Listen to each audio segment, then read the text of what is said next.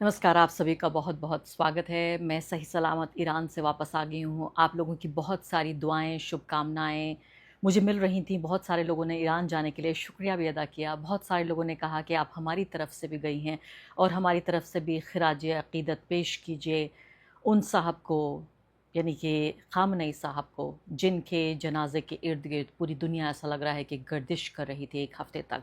मैंने वो सब कुछ किया आप सबके हुक्म के मुताबिक जो आपने मुझे कहा था। अभी फ़िलहाल मैं सोच रही थी कि एक वीडियो बनाती हूँ इस पूरे सफ़र पर, इसके अलावा क्या-क्या मेरे अनुभव रहे। लेकिन मुझे आपकी तरफ से आदेश हुआ है कि इतने सारे सवाल आ रहे हैं कि पहले मैं आपके सवालों का जवाब दूँगी और फिर उसके बाद किसी रोज़ इस पर भी वीडियो बनाऊँगी कि मेरी जो ये पूरी यात्रा रही ईरान की, इसके क्या मायने हैं मेरे लिए एक पत्रकार के तौर पर, किस तरह से मैंने ईरान के समाज, वहाँ की राजनीति और साथ-साथ वहाँ का जो पूरा सिस्टम है काम करने का, जिसे वे ऑफ़ लाइफ़ कहते हैं, तर्ज़-ए-अमल, ज़िंदगी जीने का जो तरीका है वो क्या है। तो मैं अभी यहाँ पर लिस्ट कर रही हूँ बहुत सारे सवाल। मैं सोच रही थी 10, 20, 50 सवाल आएँगे, आपने तो बिल्कुल झोली भर के सवाल भेज दिए हैं मेरे लिए।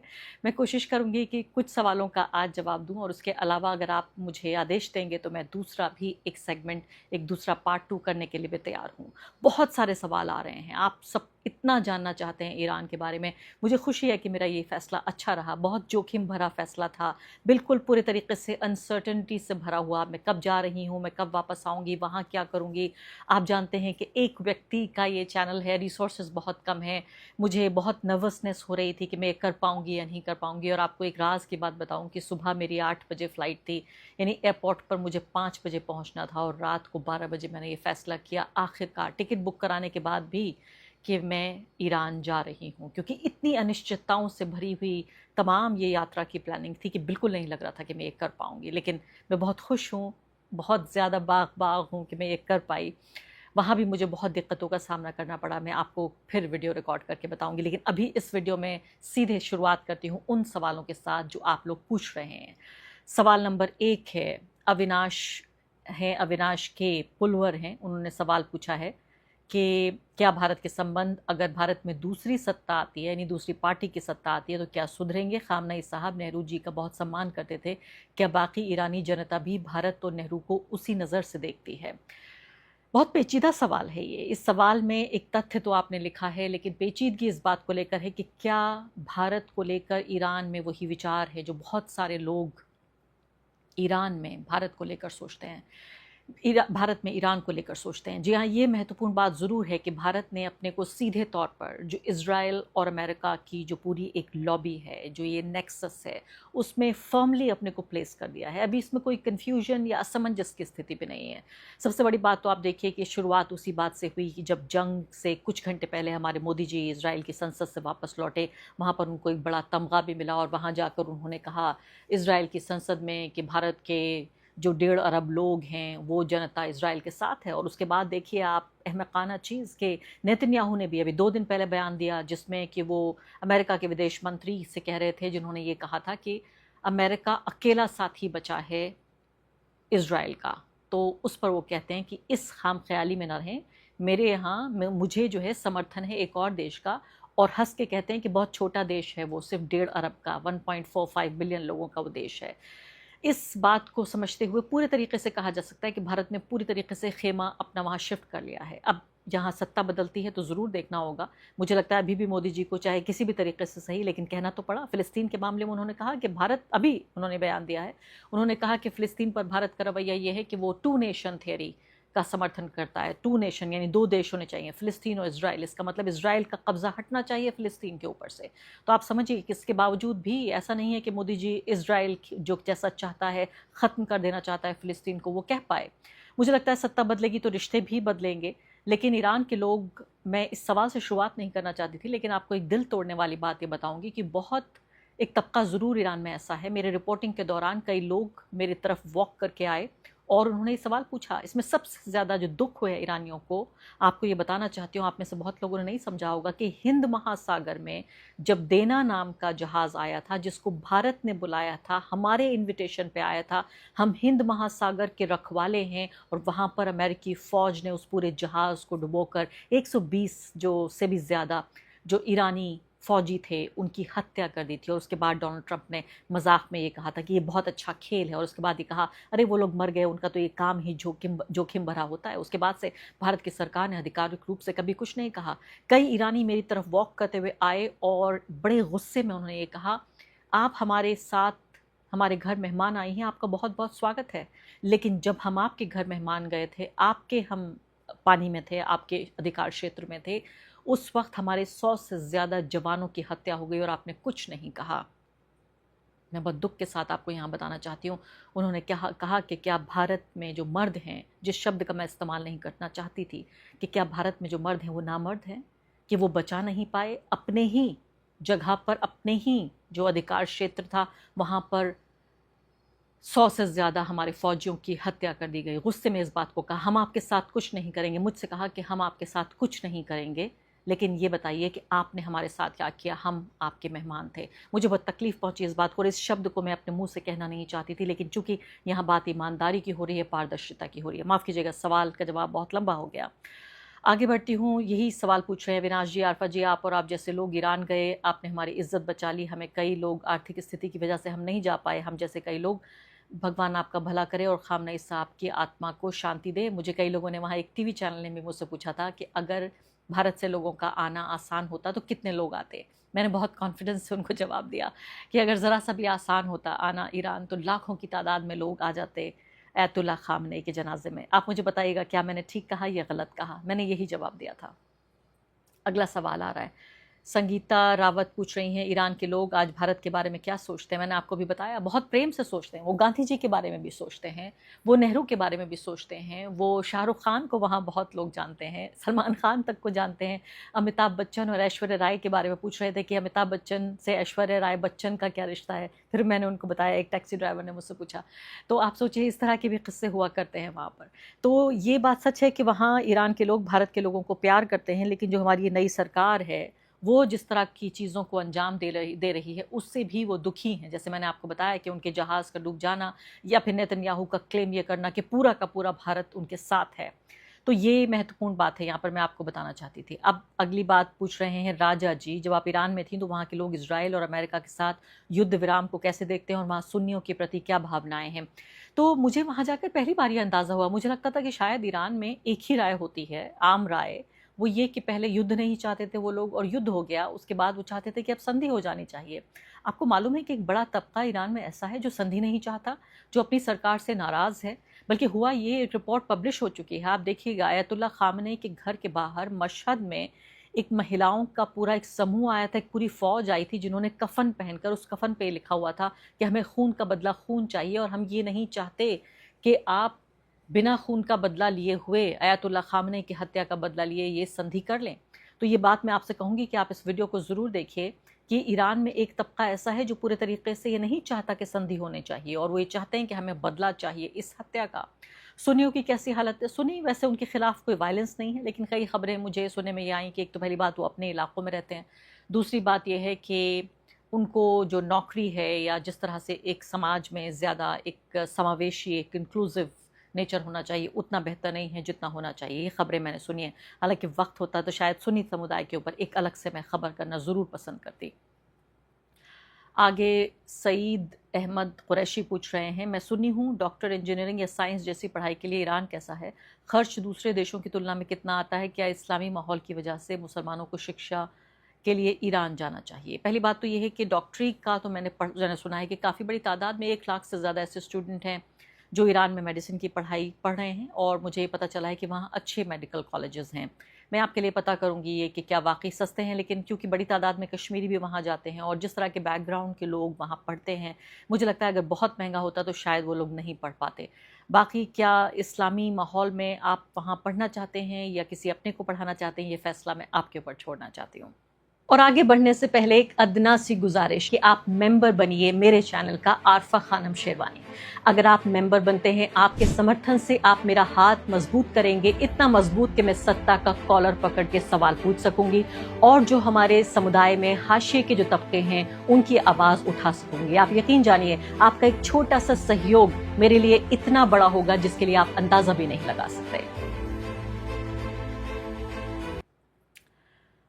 अरकाम अजीम पूछ रहे हैं कि ईरान का विकास, इंफ्रास्ट्रक्चर, समाज और लोगों का जीवन स्तर कैसा है। ये तमाम सवालों के जवाब तो आपको वीडियो में मिलेंगे। अभी आपने ईरान की महिलाओं पर भी सवाल आया था। मैं अभी कुछ मिनटों पहले जब ये रिकॉर्ड कर रही थी वीडियो, ईरान की महिलाओं के ऊपर बाकायदा मैंने एक सेपरेट वीडियो पोस्ट किया है और आपसे गुजारिश करूंगी कि इस सवाल का जवाब देने से पहले एक वीडियो और आने वाला है जो ईरान के इंफ्रास्ट्रक्चर पर है, वहाँ के पुलों पर है, वहाँ की जो रेलवे सर्विस है उसके ऊपर है, और साथ साथ वहाँ का जीवन स्तर कैसा है। इसके लिए भी मैंने ईरान के एक परिवार के साथ बैठकर वहाँ वीडियो की रिकॉर्डिंग की है, उनके साथ बातचीत की है, उनका इंटरव्यू किया है। उस वीडियो का भी देखने का आप इंतज़ार कीजिए। अगर आप उससे भी आपके सवालों का जवाब ना मिले तो मैं फिर से हाजिर हो जाऊँगी और आपके सवालों का जवाब दूँगी।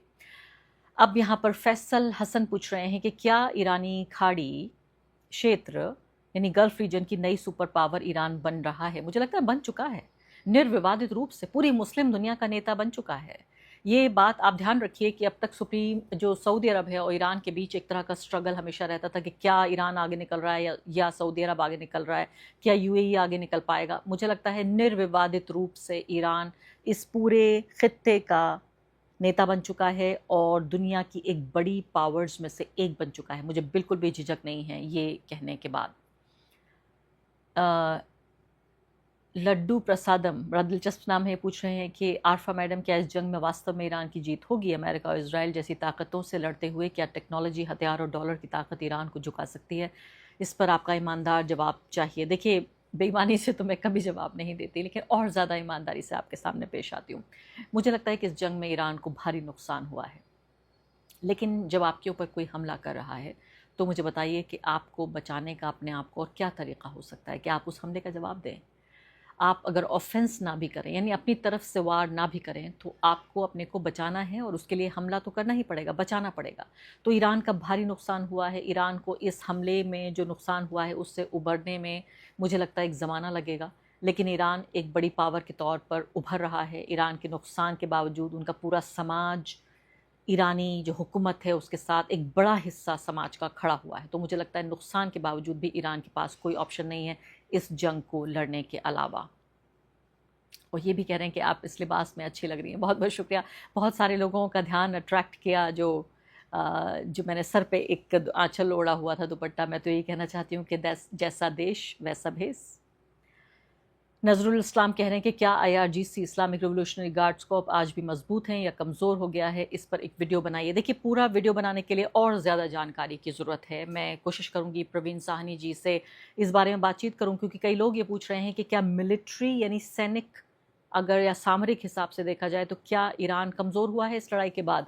मुझे लगता है कि मुझे इतना कोई ज़रिया नहीं मिल पाया कि वहाँ मिलिट्री के लोगों से मैं बातचीत कर सकूँ। और देखिए, जो खुद इन्वॉल्व होता है, जो पार्टी होती है उस पूरे संघर्ष में, वो ईमानदारी से इसका जवाब दे, ये तो मुझे मुश्किल लगता है। तो इसके लिए मुझे लगता है कि इंटरनेशनल एक्सपर्ट से पूछना पड़ेगा। लेकिन नुकसान उनको हुआ है, उतना जान का नुकसान नहीं हुआ जितना माल का नुकसान हुआ है। लेकिन आईआरजीसी पूरे तरीके से कंट्रोल में है। वो सिर्फ लड़ाई ही नहीं लड़ता, आईआरजीसी ईरान में बहुत सारे शोबे और बहुत सारे विभाग संभालता है। बहुत दिलचस्प उनका काम है। कुछ आधिकारिक रूप से बाहर आता है और बहुत सारी चीज़ें ऐसी हैं जो अनाधिकारिक रहती हैं, कभी पता नहीं चलेंगी कि आईआरजीसी उन कामों को कर रहा था। मून स्टार पूछ रहे हैं कि ईरान में आपको क्या महसूस हुआ, लोकतंत्र है या तानाशाही है? मुझे लगता है कि दोनों ही हैं थोड़ा थोड़ा। लोकतंत्र इतना है कि लोग अयातुल्ला अली ख़ामनेई की हत्या के बाद वो लोग जो कि उन्हें पसंद नहीं करते, मुझे बताया गया जहाँ पे मैं ठहरी हुई थी, जिस घर में मैं मेहमान थी, कि उन्हीं के पड़ोसी बाहर आकर और आतिशबाज़ी कर रहे थे, क्योंकि वो जो रज़ा पहलवी हैं उनके समर्थक थे, और वो गाने गाने लगे और खुशियाँ मनाने लगे। इसका मतलब इस बात की इजाज़त है कि इतने बड़े नेता की हत्या करने के बाद बाहरी ताकत उनको आके कत्ल कर जाती है उनके घर पर, और वो लोग बाहर निकल कर अगर आतिशबाज़ी कर पाते हैं, चाहे 4 लोग भी हैं या कुछ 100 लोग भी हैं, तब भी मुझे लगता है कि इससे पता चलता है कि एक लोकतांत्रिक एक कोई व्यवस्था है जहाँ लोग बात कर सकते हैं। लेकिन ये भी सुनने में आया है कई बार कि जिन लोगों को सरकार पसंद नहीं करती उनको जेल में भी डाला गया है। जो प्रोटेस्ट हैं, प्रदर्शन हैं, उनको क्रश करने की भी कोशिश की गई है। ह्यूमन राइट्स के मामले में बहुत बेहतरीन रिकॉर्ड ईरान का नहीं रहा है। जिस तरह से वहाँ चुनाव होते हैं उनको लेकर भी लगातार सवाल उठते रहते हैं। तो मैं कहूँगी कमोबेश इन्हीं दोनों के बीच की कहीं ना कहीं एक स्थिति वहाँ पर है। अहमद कह रहे हैं, आपने पहले कहा था कि आपको ख़ामनेई की विचारधारा पसंद नहीं है, ईरान जाकर क्या आपकी सोच बदली या वही रही? क्या ईरान की महिलाएं अच्छी तरह शिक्षित हैं? तो आखिरी सवाल से शुरुआत करती हूँ। बहुत ही कंट्रोवर्शियल सब्जेक्ट है ये, मैं जानती हूँ।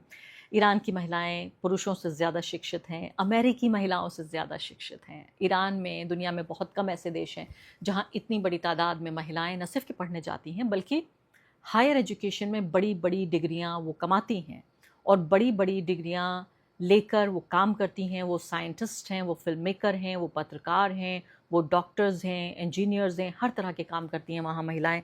और वो महिलाएं भी करती हैं जो सर से लेकर पैर तक चादर वहाँ पे कहा जाता है, यानी कि हमारे यहाँ आप चादर कह सकते हैं या बुर्का कह सकते हैं, उसमें रहकर भी वहाँ महिलाएं काम करती हैं। आप एयरपोर्ट से शुरुआत कीजिए, वहाँ से लेकर आपको शहर और अंदर के इलाकों में भी महिलाएं हमेशा काम करती मिलेंगी। देखिए, यहाँ जो ये बात है कि मैं उनकी आइडियोलॉजी को पसंद करती हूँ या नहीं, मैं किसी भी तरह से धर्म के आधार पर किसी देश की स्थापना के खिलाफ हूँ। चाहे वो ज्यूश धर्म के आधार पर इज़राइल बनाया गया हो, चाहे इस्लाम के नाम पर पाकिस्तान बनाया गया हो, या इस्लाम के नाम पर ईरान देश चलता है, या एक तरह की थियोक्रेसी है, यानी कि धर्म पर आधारित जो सत्ता का शास्त्र है वो, मैं उसके ख़िलाफ़ हूँ। मुझे लगता है कि एक देश को लोकतांत्रिक होना चाहिए और साथ साथ सेक्युलर होना चाहिए। इसीलिए, सिर्फ़ इसीलिए मैं भारत में भी हिंदू राष्ट्र की जो परिकल्पना है और जो उसका विचार है उसके ख़िलाफ़ हूँ। उम्मीद है कि मेरी स्थिति मैंने साफ़ कर दी है कि मैं धर्म और राजनीति का जो ये मिक्सचर है, मैं इसके ख़िलाफ़ हूँ। धर्म अलग होना चाहिए, राजनीति अलग होनी चाहिए। धर्म में राजनीति या राजनीति में धर्म, दोनों ख़तरनाक होते हैं। इसके बाद अब अगला सवाल का जवाब देती हूँ कि अली बॉय हैं, वो कह रहे हैं कि ईरान की जनता का हौसला कितना मजबूत है, सुप्रीम लीडर को किस हद तक मानते हैं। मुझे लगता है बेशतर आबादी जो है ईरान की, वो सुप्रीम लीडर को पसंद करती है, लेकिन एक तबका ऐसा है और उसको नज़रअंदाज नहीं किया जा सकता। जो तबका उन्हें पसंद नहीं करता, वो ज़्यादा लिबरल ख्यालों वाला है, वो इस्लामिक वे ऑफ लाइफ को पसंद नहीं करता। इस्लामिक रजीम और जो इस्लामिक रिवोल्यूशन से निकले हुए जो ये सरकार है, जो 1989 से लेकर अब तक सत्ता में है, उनको पसंद नहीं करते। वाकई एक डेफिनेटली वहाँ पर एक तबका है जो इनके ख़िलाफ़ है। 100% लोग इस सरकार के साथ नहीं हैं। एक शिया सुन्नियों के बारे में क्या सोचता है, और एक आम ईरानी नागरिक अपने देश ईरान को किस नज़र से देखता है? मुझे लगता है कि जो ईरानी राष्ट्रवाद है पूरा, वो बहुत यूनिक है। वो धर्म के इर्द गिर्द तो है, लेकिन इसके अलावा आप सोचिए कि इतनी बड़ा जो ताकत है अमेरिका और इज़राइल के ख़िलाफ़ लगातार वजूद में बने रहने की, ये एक ऐसी उलझन, ये एक ऐसी ज़िद है कि आप हमको मिटाना चाहते हैं लेकिन हम अपने को बचाना चाहते हैं। अपने वजूद को बचाते हुए ईरान को आप सोचिए 1989 से लेकर अब तक इतना वक्त गुजर चुका, कुछ साल में 50 साल हो जाएंगे ईरान के, लगभग 50 साल से ईरान सिर्फ अपने वजूद की लड़ाई लड़ रहा है। तो यही ईरान का राष्ट्रवाद है जिसमें धर्म का भी मिक्सचर है, लेकिन इसके साथ साथ पूरी तरीके से जब बात आती है ईरान की, तो मुझे लगता है कि सुन्नी और शिया सब एक साथ हैं। सुन्नी हाँ, वहाँ हालांकि एक बहुत ही छोटी जो माइनॉरिटी पॉपुलेशन है वहाँ पर। आगे आरफा जी सुलेखा कुमारी कह रही हैं, तेहरान की सियासत को आप भारत के संदर्भ में कैसे देखती हैं? देखिए, भारत और ईरान बहुत लिहाज से हम दोनों सिविलाइजेशंस हैं और हम बहुत लिहाज से एक तरह के हैं। ख़ासकर महिलाओं को लेकर मैंने वहाँ बार बार एक शब्द सुना, गैरत। यहाँ भी जिस तरह से महिलाओं को लेकर एक इज़्ज़त की बात कही जाती है कि महिला मतलब इज़्ज़त, यानी इज़्ज़त का पूरा जो ठेका है वो महिलाओं ने ले रखा है।